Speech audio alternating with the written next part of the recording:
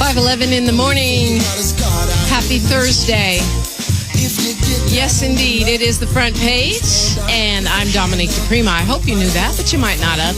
Excited to have our next guest on. He has a BS in chemistry from UC Berkeley, a PhD from California Institute of Technology, postdoctoral training at UC Berkeley. He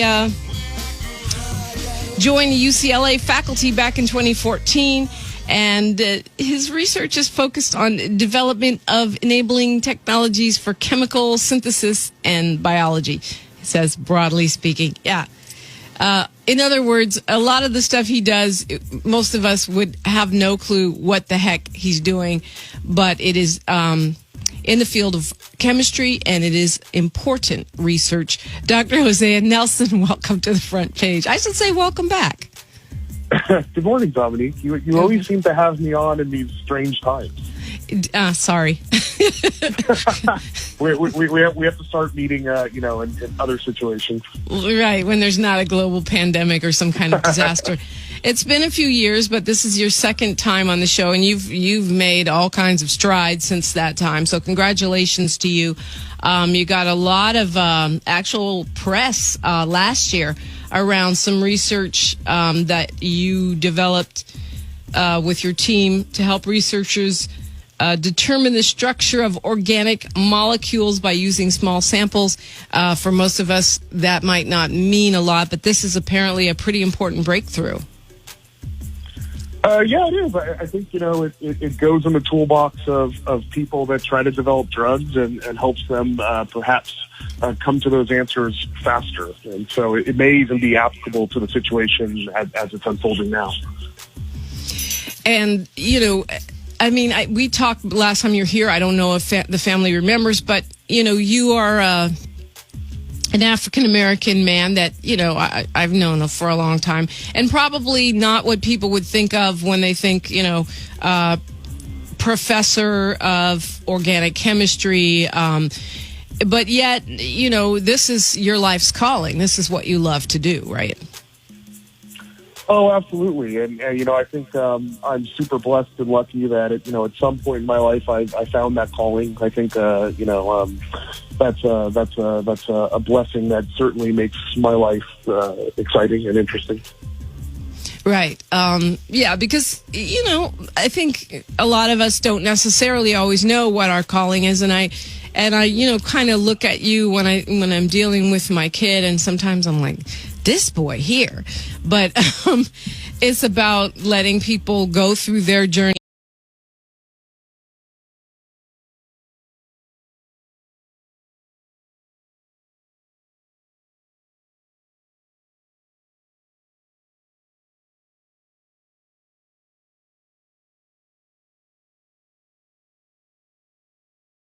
And because you didn't always know, you're not a kid that was like 7 and said, I'm going to be a scientist and this is my life, right? It came to you as a result of your exploring.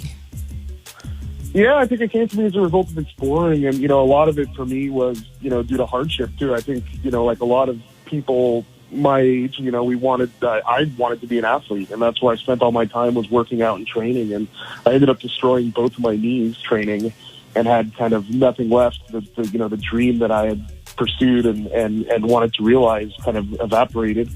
And so at some point I kind of figured out that I was kind of smart and good at chemistry. That wasn't always my life. I dropped out of high school and went to community college and kind of went a different route. But certainly I stumbled upon my calling. Yeah, I mean, before we dive too deep into other topics, I just want to send that story, make sure you heard that, to parents out there. Dropped out of high school, went to community college, and ended up with a PhD from Caltech. Okay? Let's not give up on the genius of the young people in our community. So, Dr. Nelson, I'm curious how you react, like these daily briefings at the White House and all of the way that, the way that sort of we have this dynamic going on now between scientists like yourself and sort of non-scientists on the internet, and then various lawmakers starting at the top. I mean, I know that's not, this is political analysis, not what you came here to do. But I just wonder how you perceive the way this information is being disseminated and, the way you listen. Well, the first thing I did was I installed a punching bag in my living room so I could deal with all my frustration.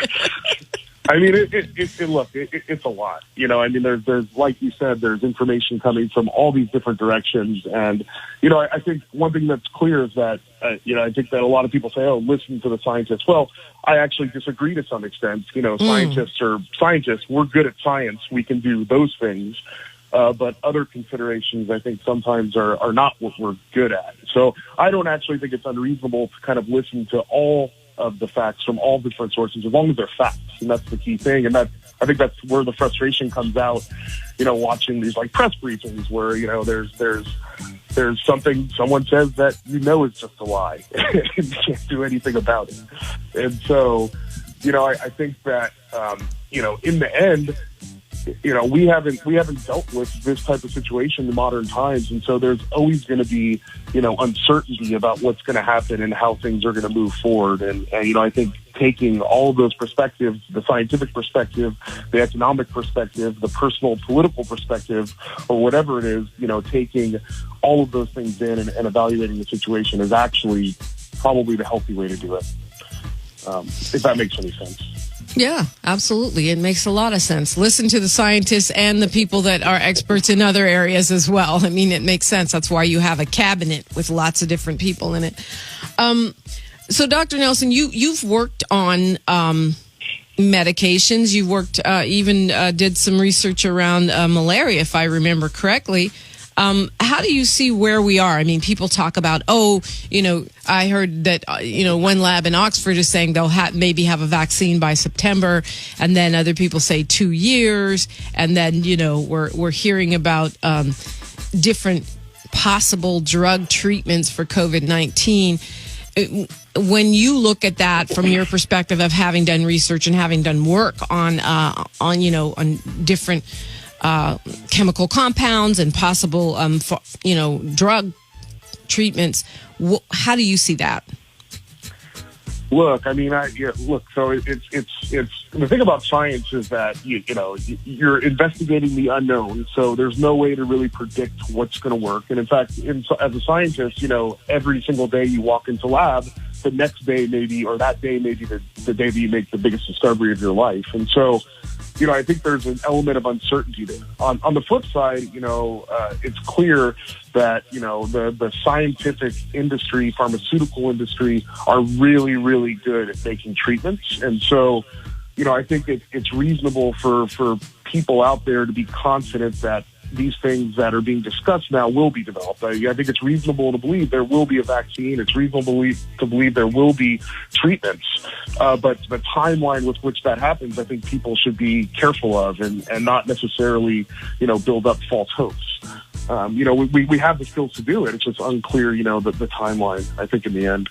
But I was super excited yesterday when I saw Dr. Fauci talking about remdesivir. I mean, there have been whispers in the chemical community for around 2 months that this compound was effective. And so it was nice to see that validated in a real clinical trial, and that may actually, hopefully get out there and help some people get out of the hospital faster. So remdesivir is a drug that just had a clinical trial completed, right? In which they're saying, what I read is that patients recovered 31% faster than people that got a placebo from COVID-19.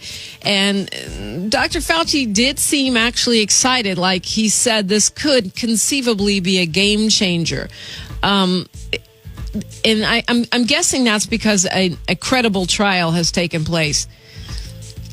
Well, it's more than that. I mean, the credible. I think the trial's still in progress, but I think what's very important is that there is a drug, a small molecule, a chemical that you can use to interrupt the virus's progress, and so that's really exciting.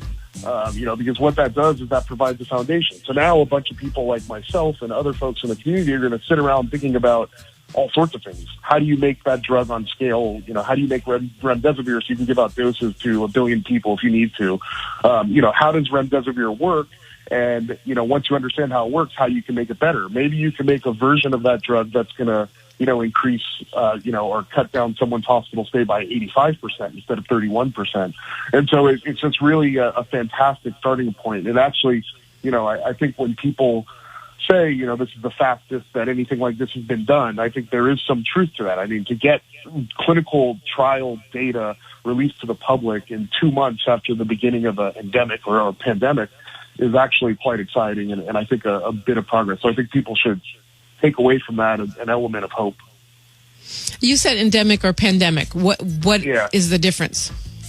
Just worldwide spread versus local spread of the disease. Yeah. Got it. So,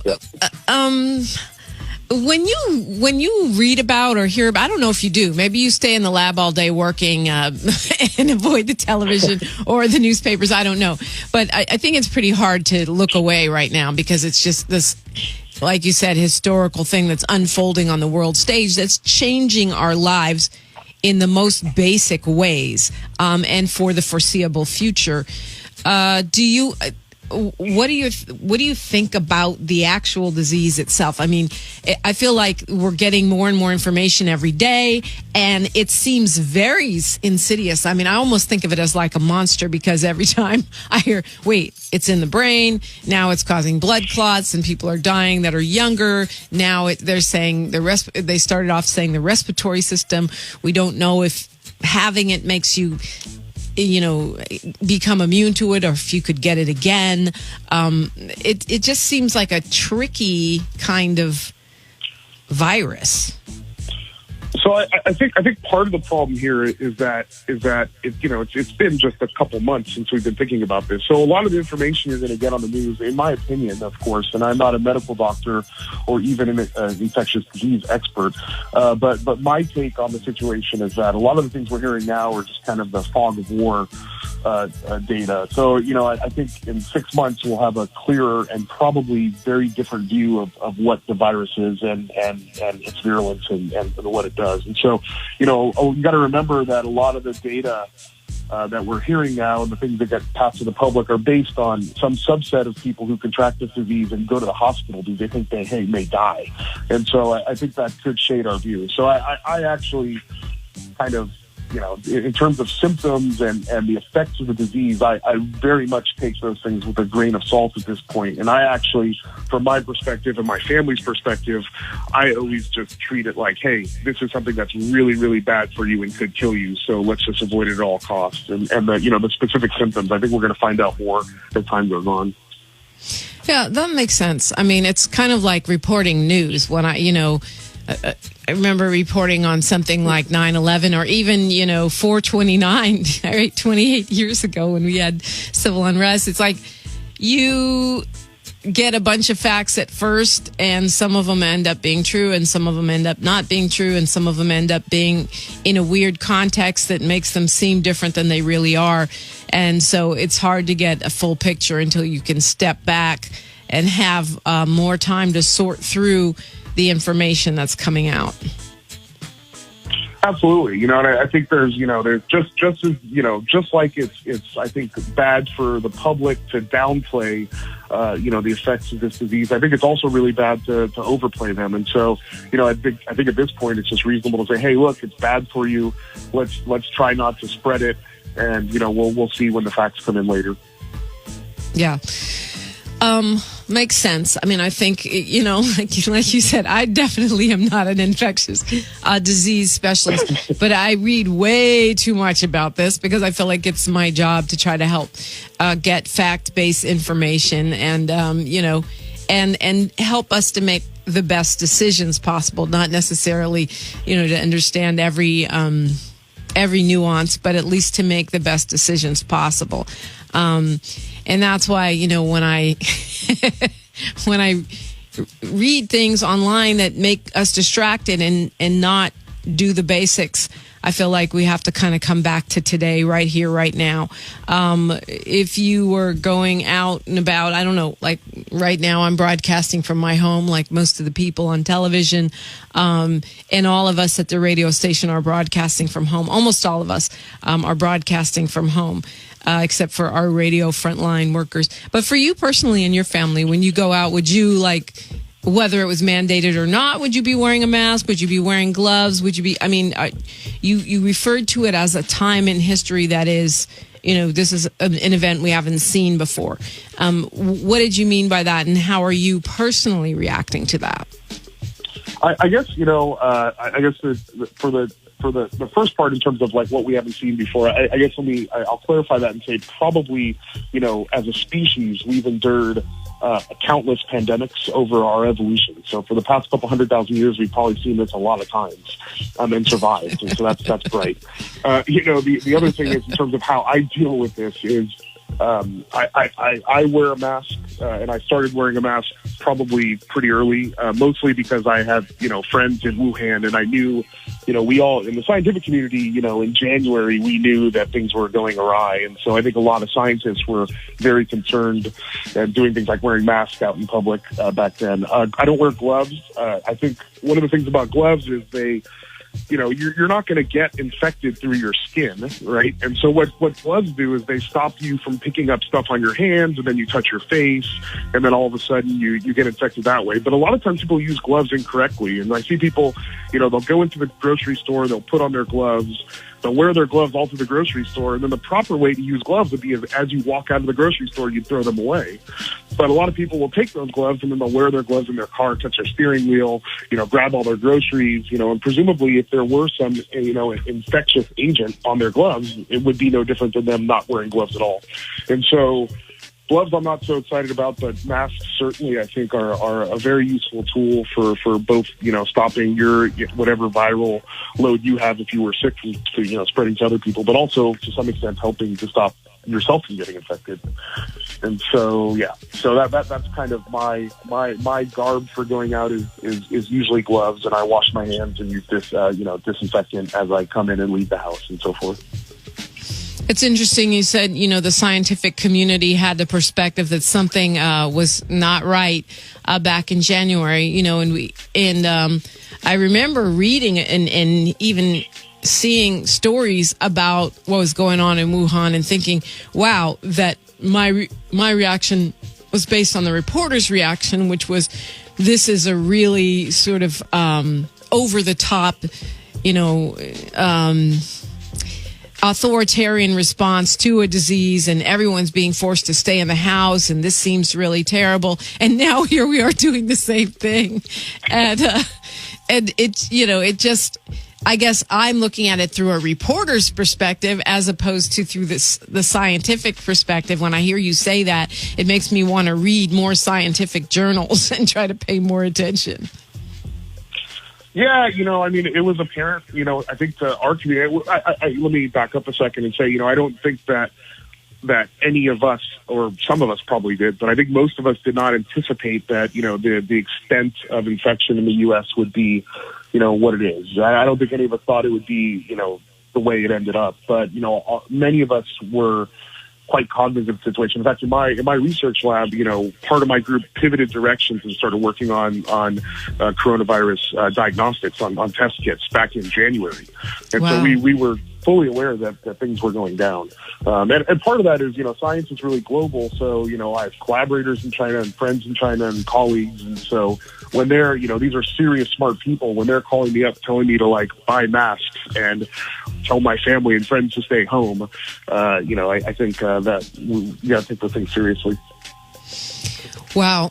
Having friends that are researchers, scientists, even not just in China, but in Wuhan itself, is really a trip, I would think. And that's a source of a lot of these sort of online rumors. People say that because there is a lab in Wuhan that deals with viruses, that means that this is something that is chemical or biological warfare. That's one of the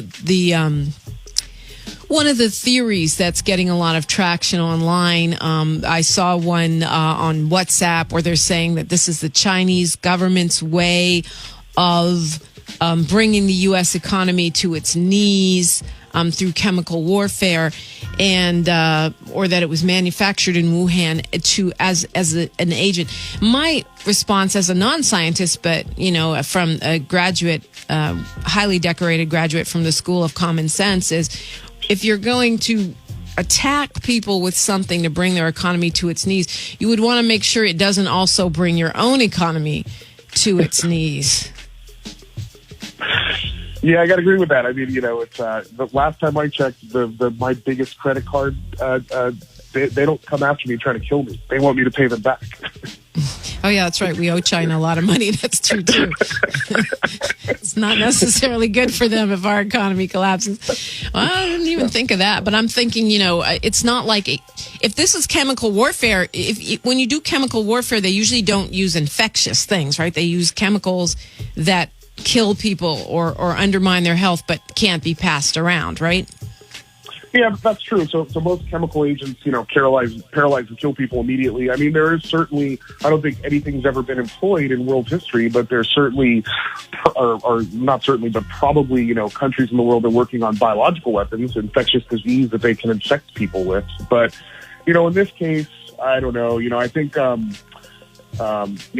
almost all the scientists I know, whether they're at pharmaceutical companies or working in academic labs like myself, we do science because we want to improve the human condition. And so, I don't know, I'm always doubtful of kind of these malicious scientific efforts. Even though I know that things like that happen, I think I'm always, a little bit, I always question those things, Well, and now that I'm thinking of it, the mad scientist or the evil scientist is kind of a thing. So, I mean, maybe that's kind of, that's where the suspicion comes from. I also think when there are things that we don't fully understand, like I have walked into your lab, and a lot of what I see, I don't know what it does or what it's for. I mean, I think there's an element of, well, we don't understand this, so we're afraid of it, which is why I sometimes think we might be getting to the point where, our president, is going to, burn Dr. Fauci at the stake for being a witch. I mean, it's like, I don't get it, so I'm scared of it, so that means it's bad. But based on what you say you have friends in Wuhan, you are a scientist, you have a chemical lab yourself, you are a, world-renowned chemist at this point. Do you find any of those theories about what happened in Wuhan credible? No, I haven't seen anything credible that suggests that this disease is in any way a genetically engineered virus or anything like that. I haven't seen any of that. None whatsoever. I think. Go ahead, please. No, go ahead, please. Well, no, I'm just saying. I think we always want people to blame. I think that's like just fits into human nature, but. This is something that humanity just has to deal with. And we deal with disease, and we've evolved despite disease. And in fact, in some way, it's involved in our process of evolution. And so as much as it feels good to try and, blame something as horrible as this on, some horrible, boogeyman, in the end, these are just things that happen in humanity and in life. And I think it's really important that as a people, we decide that, we're going to meet, these situations head on, prepare better, and do all the things we can do to lessen the impact on people. We're talking with Dr. Hosea Nelson. He's on the faculty of UCLA. He's been there since 2014, and he focuses on the development of technology, enabling technologies for chemical synthesis and biology. Simply put, he's a scientist, a chemist. If you have a question, 520-KJLH, 520-5554. Add your area code, your 310, your 818, your 562. We will continue our conversation with Dr. Hosea Nelson when we return. Radio Free 102.3, KJLH, and KJLHradio.com.